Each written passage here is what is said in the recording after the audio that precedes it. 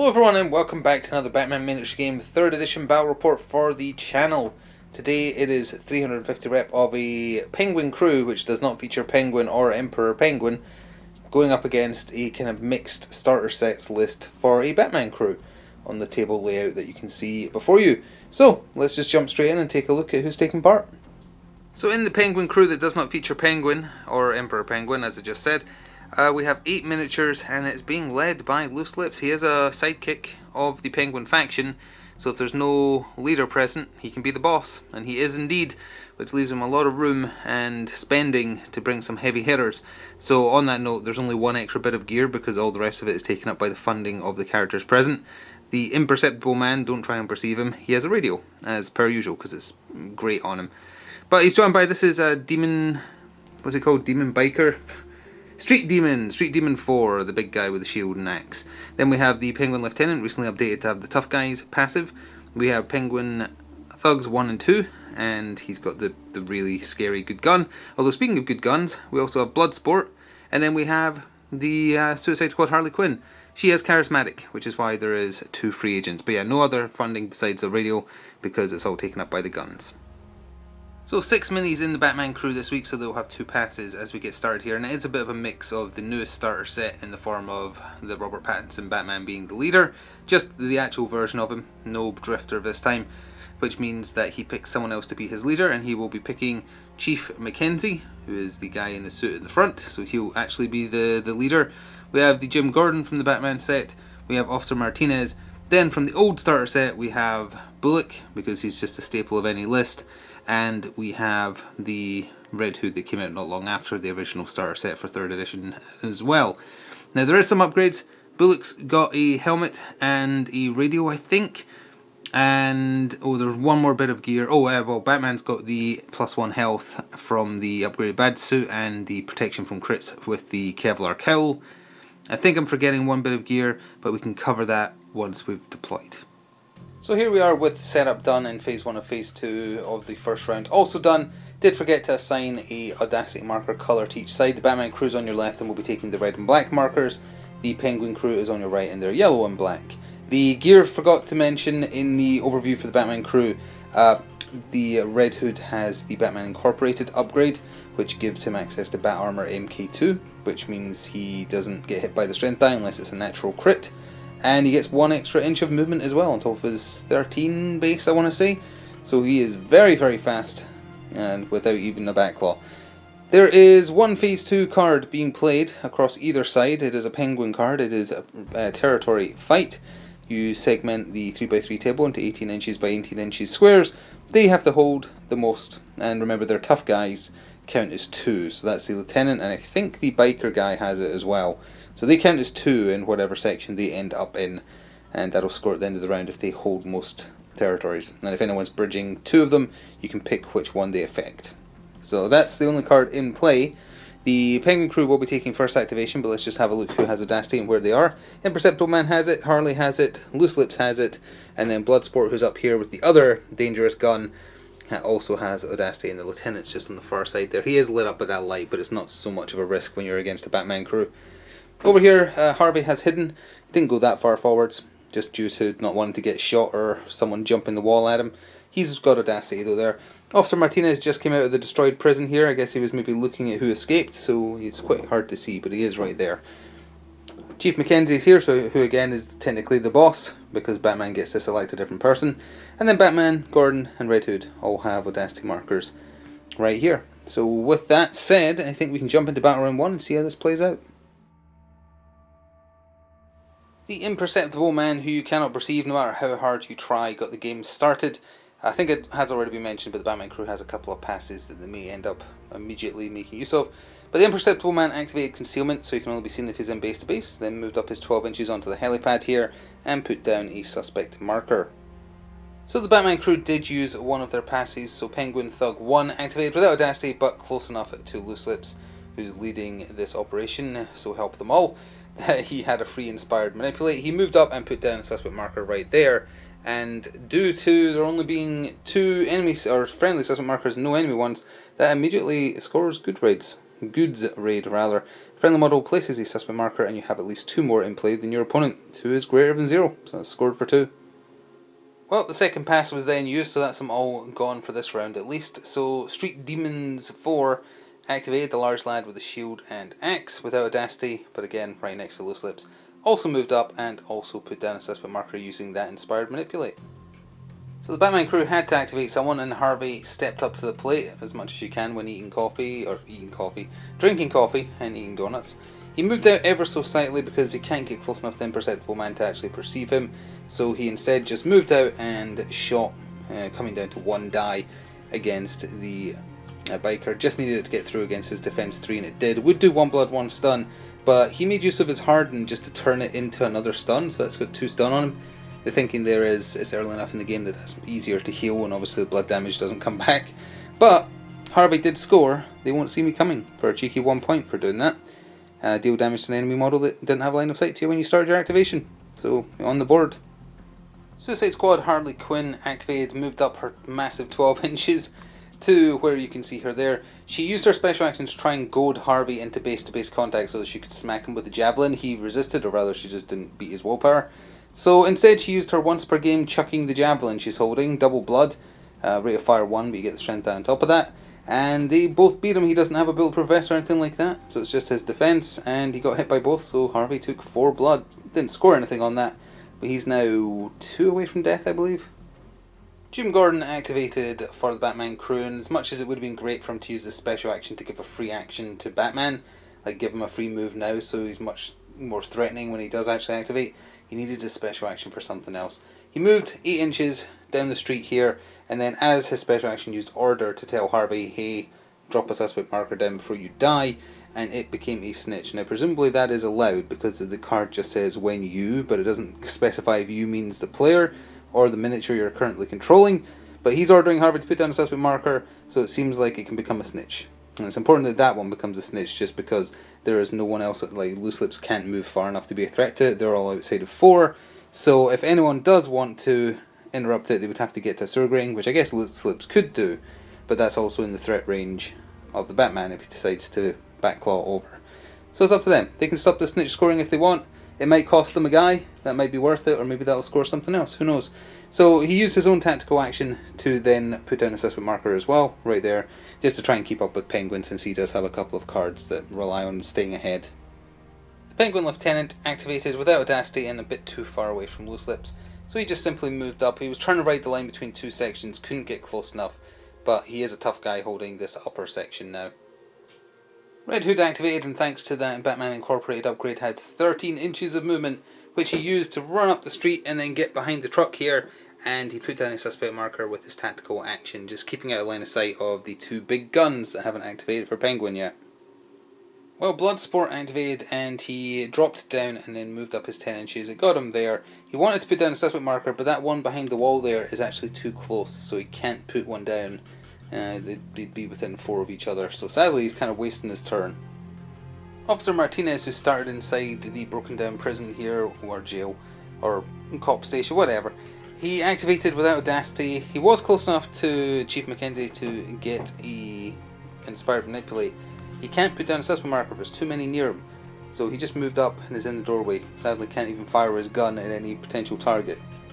Second last activation for the Penguin crew, the Thug 2 with the really dangerous triple blood assault rifle just moved from the back where he was to where Bloodsport was essentially standing, giving him a bit more range, and also meaning that anyone wanting to get up there with him will have to get past him because there's no railing left in front of him. And the second last activation for the Batman crew was Chief Mackenzie. No audacity on him, he's the boss. He just moved up his 8 inches, he's going for a stroll down the street that isn't filled with a bunch of enemies. Well, it was down to Loose Lips for the Penguin crew, and he had a decision to make about whether or not he wanted to be brave, and he opted to do it. He manipulated the sewer grating, he popped out right here, and that means even if he is knocked unconscious due to the wording on the snitch card, he will still counter it, and it will not score at the end of the round. So it's up to Batman if he wants to go punish him or not. I guess we'll see, because it's over to him to end off the round. Well, the Robert Pattinson Batman did indeed use his grapple, backclaw, as a special action to flip on over the building into base to base with Loose Lips. However, he did not attack him. He put down a suspect marker. He did that because he wants to score a card, and he's still there as a threat to Loose Lips for turn 2. On that note, let's go to scoring. We're going to count up the territory fight for Penguin, see what happened with that. So then in battle round 1, it was a little bit low scoring, especially for the Batman crew who lost their snitch. Loose Lips is within 4, so that just is a normal suspect marker going into round 2, does not score the card. And the territory fight, Penguin holds this quadrant of the table and that quadrant of the table, surprising no one I'm sure because they started in this half, but this half and this half are Batman controlled, so it's a draw, so territory fight does not score, and that's discarded. There is one phase 4 card being played by the Batman crew though, and this is why Batman acted the way he did. Secure the perimeter, so the suspect marker he put down and the one Red Hood put down up there are being removed in order to score this. So a very low score in battle round 1 as I said. With that, let's jump into battle round 2, and the Street Demon is the only one on the table healing anything because he's the only one who took stun damage. So here is the board state at the top of turn 2, and unfortunately for Loose Lips, the Batman crew have taken first activation, unless they choose to pass. Of course, they get 2 passes again. But we can take a look at who has audacity for who. Batman has audacity for the Batman crew, Officer Martinez does, Gordon does, and Red Hood does all the way up there. Bullock doesn't because he might not be long for this world, and neither does Chief Mackenzie. Imperceptible Man does for the Penguin crew, as does Harley, as does the Street Demon 4, and as does Bloodsport. The little cluster here does not. There's no cards being played in phase 1 or phase 2 by either side, so we can just jump straight in. Well, I'm sure surprising nobody, Batman did activate, but he made use of, I don't think we saw this the last time he was on the table, his once per game special action. He can use Serum Injection 2, which means for the rest of this turn, or this round, and only this round, he can't do it again this game, he gets 2 free efforts whenever he has to attack or defend. So he used those against Loose Lips, of course doing double stun with his reinforced gloves, so Loose Lips did not effort himself because that would have just made it easier to knock him out. Sadly, oh, he also has Brutal as well, so he's critting on a 5 and a 6, which he did do. But he got 8 stun through, so Loose Lips is knocked out, very much so. Scoring, and this just came into hand, so it was this is what they were waiting for, really. Back to Arkham, one of the Batman unique cards, and at present, at time of recording, in the app at least, if you take Robert Pattinson Batman, he can take this card and his unique one. Make the opponent boss KO or remove his casualty. So that has scored for a massive 3. He'd used his special in his tactical action, so then he used his movement action to position himself such that he's trying to basically body block for poor Bullock there. Well, despite what's happening with Loose Lips there, it was the Imperceptible Man to once again get the game started for the Penguin crew. He activated Concealment, he ran his 10 inches down here, put down the assessment marker which is within the starting deployment of the Batman crew, which scores a "This is mine" for 2. Friendly model places assessment marker in the enemy deployment zone, and there are more friendly suspects than enemy suspects in the gaming area, which there is. 1, 2, 3, playing 1, 2. Oh, and 4 actually, 4 for the Penguin crew, and the 1 down there. So Harvey activated before he might not get the chance to, but we have to correct something he did in turn 1. He moved and shot at Street Demons 4. This time he also shot at Street Demons 4, who does have a shield. Knew it was protective for +1 to defense rolls, forgot that it means they count as being in cover at all times, which means him moving and firing in turn 1 shouldn't have happened. Too late to go back now, really, but the Street Demon has had his damage removed prior to this action to try and make up for it, but yeah, that was forgotten. This time it was kept in mind though, so cover took a die away. Harvey was just standing still, doesn't have audacity, so he was just shooting. Now this is one of those weird rules interactions, because he hit with 2 hits, and he played non-lethal ammo, so that converts all the damage going in to stun. Instead of 2 blood, 2 stun, becomes 4 stun, which meets the scoring criteria for the card. Then that damage is given to the enemy. Here's that damage you ordered. At which point he activates Hardened, because he wants to convert one of them to blood, just to try and keep himself conscious a bit longer, because he only has 5 willpower, and it was getting a little high. So the card still soars, because that's the damage that is being applied is manipulated by that objective card, and then he can manipulate it again when he takes it, but it still meets the condition for the card originally, I think. So that's how we're going to play it, but he does have 3 stun, 1 blood now. Harley activated for the Penguin crew to finish what she started. She ran down here her her spear, javelin, that's the one. Her javelin has reached 2, so she doesn't need to be in base to base with Harvey, so she chose to go past him a little bit.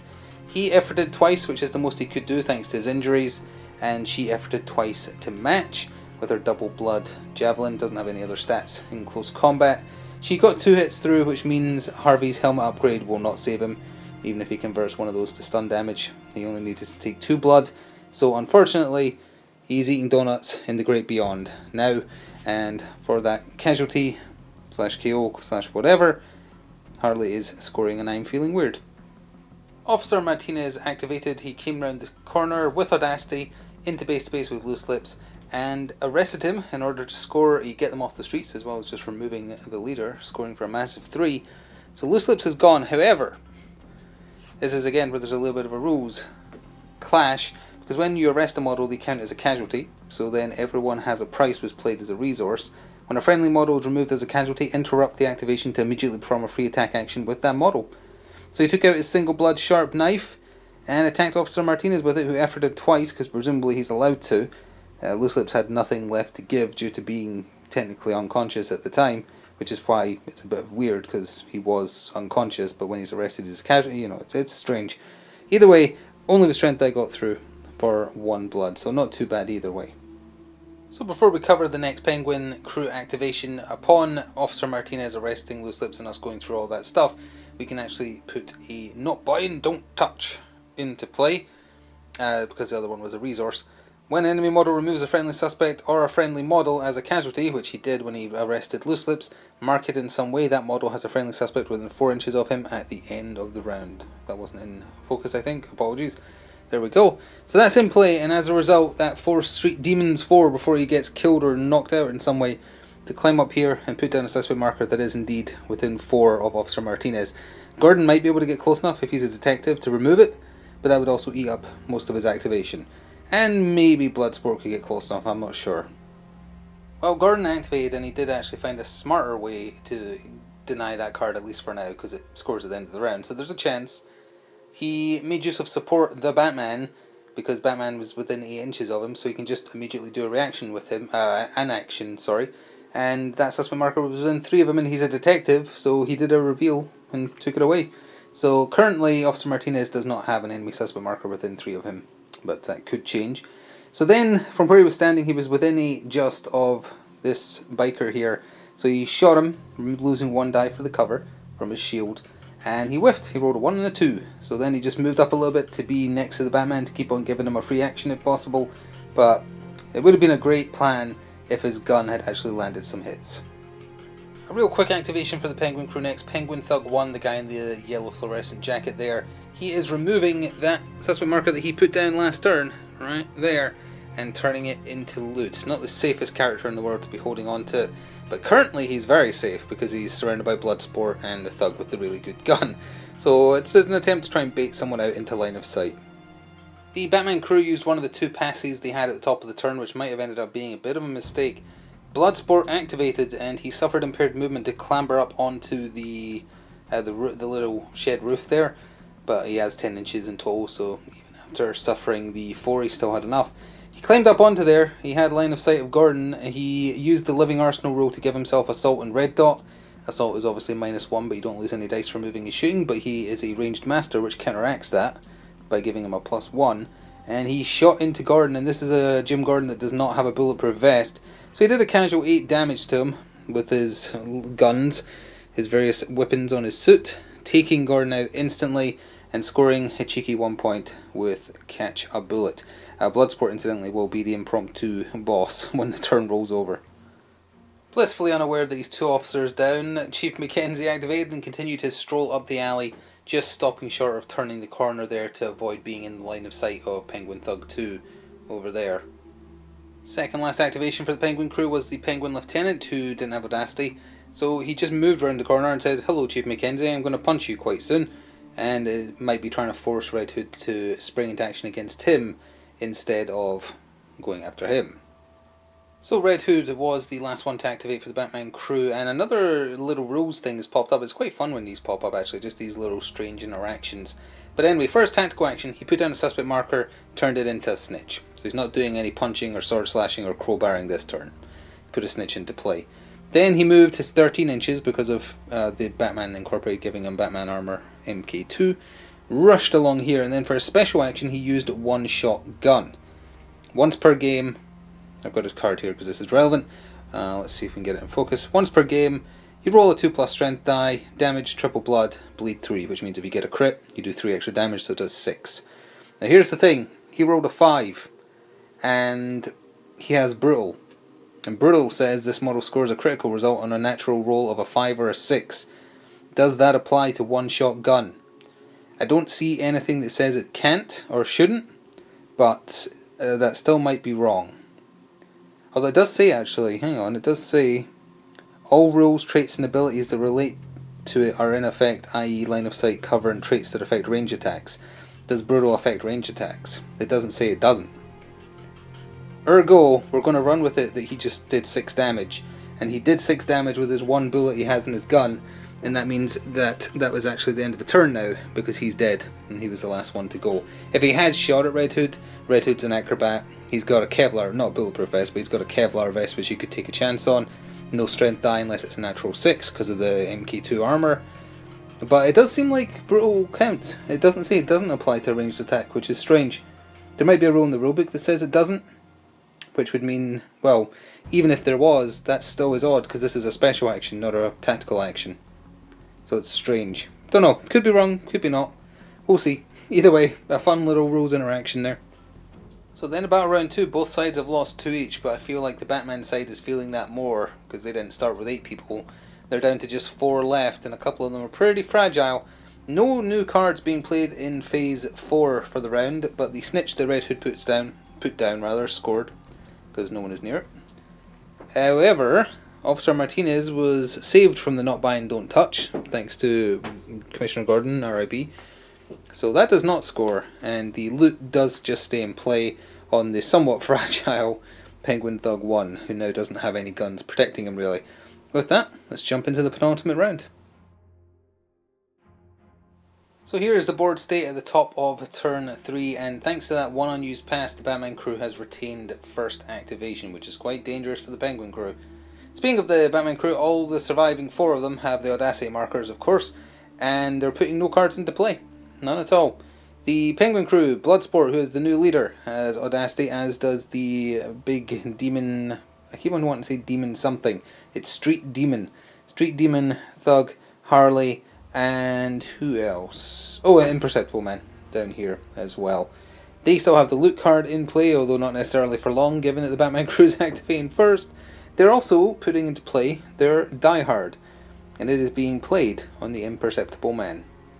Well, Red Hood activated, and he had a simple task: go murder the very, very weak, cheap, pathetic Penguin Thug, make him drop the loot and steal the loot. He got into base to base. He's using his double blood handy sharp katana, that means full rerolls on the strength die and the normal dice. They both efforted 3 times each, so it just came down to his 4 plus the strength die. His initial roll, prior to any rerolls, was all misses. Then his roll after that was 2 successes, one of which was blocked.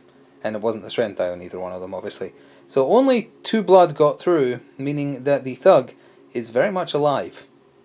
Well, after getting very lucky that Red Hood just utterly whiffed his turn, Imperceptible Man activated, used Concealment again as a special action, so you have to be in base to see him, etc.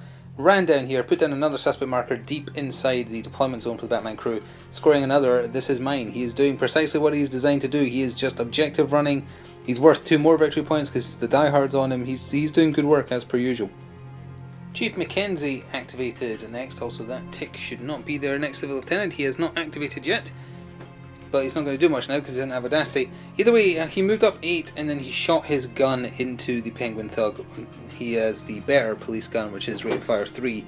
Still only rolling 2 dice after moving. He's shooting, of course. 2 hits got through though for 2 blood, 2 stun. The Thug actually lived.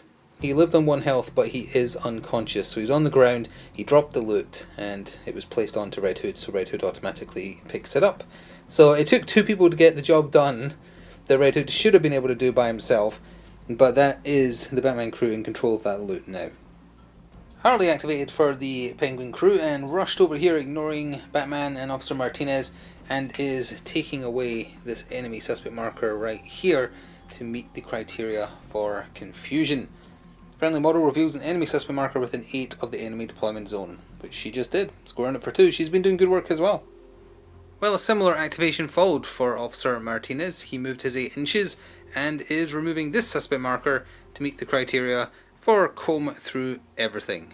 and he can draw an extra objective card if he wants, but one of them gets discarded.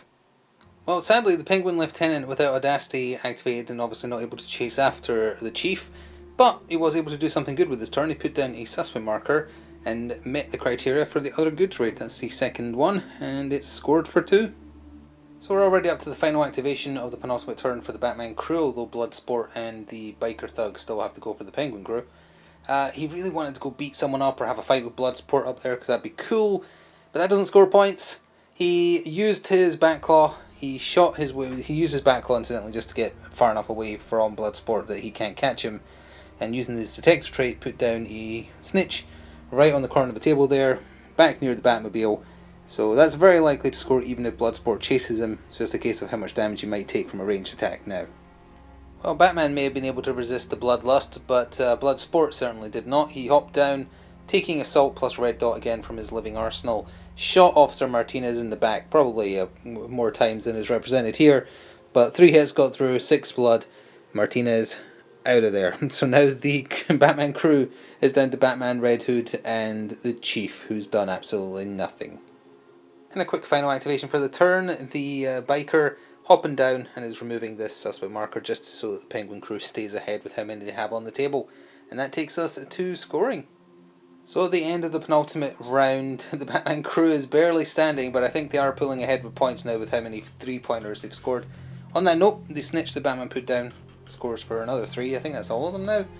And for the cards in play for the Penguin crew, Valuable Commodities is currently in Red Hood's possession, but that could change and it stays in play as a result. And there are diehard scores, because the Imperceptible Man was unharmed, he did good work. So there's no other cards being played, and with that we can go into the setup for the final turn.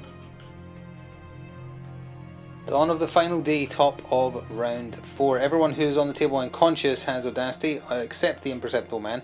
On that note, the Penguin Thug did not wake up. He didn't wake up at the end of the last round, so his game is over, one way or the other. There is one Phase 2 card being played. Oh, you know what? There is also a Phase 1, and it's sitting over here. I have to stretch over for the Batman Crew's Die Hard was drawn. It's being played on Red Hood. We'll see if that actually comes up. And there's a Phase 2, another territory fight played by the Penguin Crew. They still have a chance to claim back their loot. We'll see if it happens. And once again, the Batman Crew kept first activation, although they do have passes if they want to use them with the 3 people they have left on the table. Let's see how this one wraps up. Chief Mackenzie activated first for the Batman Crew, and he actually did something. It's the first time this game he's done something. Well, he shot last turn, I suppose. The first 2 turns he did nothing. He moved into base to base with Penguin Thug 1. He's arresting him, as is his right, with a special action, and he's scoring the second of potentially 3. Get them off the streets for arresting a model. Bloodsport activated first for the Penguin Crew, running his 10 inches over here, which did let him see Red Hood, although he was getting cover, and Red Hood simply acrobated away the shots. Actually, it would have only been 2, I think. Well, that's a bit odd because of the Bat Armor MK2, because you still have to roll the strength die, but he would lose the strength die to the cover, so I guess they kind of negate each other, so no, he probably needed to dodge 3 times. Either way though, during Bloodsport's turn, finally a profitable negotiation got drawn in between rounds there. So you look at the opponent's hand, you choose a when to score Phase 3, and if it hasn't scored at the end of the turn, you score this instead. So, if the Batman Crew does not score They Must Know Pain, this will score. Red Hood activated, and he wanted to just get out dodge so the lieutenant up there couldn't catch him because his stun damage is getting real high now. So he just ran over here and put down a suspect marker, and he's also putting into play the Evidence Mounts, which is the Robert Pattinson unique card. You can target up to 3 suspect markers, and until the end of the round they can't be revealed or removed, and you score at the end of the round if there's no enemy suspect markers within 4 of these markers. The only one being selected is this one, to basically mean it's guaranteed to score. So for the Penguin Crew, the Imperceptible Man, who does have a radio, he just activated and unactivated because there's nothing he can do to score anything. If the board state stays the same, in fact, the Penguin Crew can't dump any cards and also can't score anything that they have. They killed too many people. They needed some people left alive, and they needed to lose some more of their own. The only thing that may matter now, though, is if Batman can do 6 damage to Bloodsport. That would trigger the They Must Know Pain. That would stop the profitable negotiation from scoring. And if he does actually manage to go above and beyond and knock out Bloodsport, then that can trigger a penguin card. That's the only thing that can change the board state as it stands, so we'll go do that now. We have to anyway, because Batman's the last to activate for them. But it will be the end of the game if he isn't able to do at least 6 stun damage to Bloodsport. So the Barrison charged in and efforted a full 3 times and did very well. Attack 4 versus defense 4, with the 3 efforts putting in extra, of course. And unfortunately for the Penguin crew, he did manage to do 8. Bloodsport has a Kevlar vest, so he actually reduces that down by 1, but it makes no difference because he's a 7 willpower miniature, so he's still knocked out. That means he's done at least 6, so they must no pain can score. That means Profitable Negotiations does not, and sadly, Not Bind Don't Touch, which was the plan if a model got taken out to play from hand, can't happen. It only happens if an enemy removes a suspect marker or an enemy removes a friendly model as a casualty. Knockout doesn't count. So the Penguin crew is still stuck with nothing left to do, and there's no enemies to activate, so we might as well just cover the other cards in play and go straight to scoring. And the other cards in play, Red Hood survived, so Die Hard scores for the Batman crew along with the They Must No Pain, and the Evidence Mounts scores because there's no one nearby the one marker that got selected for it. It's a very, very powerful card, that one. And for the Penguin crew, Viable Commodities does not score because Red Hood snatched it. Territory Fight, actually, that's something that could matter if they moved around a little bit. Let's see. The only person that needs to be in this quadrant is Imperceptible Man over here, who activated. There's no point going into this one because Batman's there. Let's see. Actually, no, Harley could get over there as well. I'm just trying to see if there's a way for them to fandangle this. Because if he was up here, it would be a draw, because he is Tough Guy. So that counts as him versus the Chief and Red Hood. It balances out as a draw. No one claims that. Harley moves up here. Penguin claims that. Penguin claims this thanks to Imperceptible Man. He is Tough Guy. So if he walks over here, it is... they have this, or it's a draw. And whether it's a draw or a hold, they actually do score it. So Territory Fight does score. So they got something in at the end there. I think too many 3 scores for the Batman crew got through from turn 2 onwards, but let's go see and make it official. Well, I don't think the Penguin's going to be very happy when he hears how Loose Lips did, but we can see for sure. Incidentally, if on the off chance there is only a single point of difference in Batman's favour, the They Won't See Me Coming should not have scored because of Harvey shooting when the Street Demon should have had cover. I don't think it's going to matter, but let's see. So that is 5, 6, 7, 8, 9, 10, 11, 12, 13, 14, 15, 16, 17, 18, 19, 20, 22, 23, 4, 5, 26, 27. We'll call it 27 because, as I say, that should not have scored. I might have scored in the next round, of course, but for now we'll not count it. So 27 plays 5, 6, 7, 8, 9, 10, 11, 12, 13, 14, 15, 16, 17, 18. Okay, a very, very comfortable win there for the Batman crew. Honestly, the thing that kind of screwed things for the Penguin crew was they killed people too quickly in a crew that didn't have enough bodies. They needed to lose some of their own trashy units to play those Not Bind Don't Touches. What else was in the deck that didn't get drawn? Not getting the Profitable Negotiations earlier always hurts as Penguin. Other than that, there was one more, This Is Mine, that would have been a super easy score, and it was unlucky that obviously it was expected that they would have lost the loot to Red Hood. It was actually in their favour that he whiffed, and Chief Mackenzie, who basically did nothing, had to hop in. But yeah, it's a Batman victory today. I'm hoping that next time we'll see the new Riddler stuff and what else? Oh, the new Mr. Freeze stuff. Not sure if it'll be ready in time. They are on their way apparently, but I've not heard anything despite paying for tracking, which is always a little worrying. Either way though, if you enjoyed what you saw here today, please do remember to subscribe to see more in the future. We usually end up playing Batman once a week or every second week. And if you want to support seeing more, consider becoming a member of the channel, pressing that thanks button, or checking out Patreon. It all gets reinvested in the channel. Enjoy the rest of your day, and see you next time. Ta-ta for now.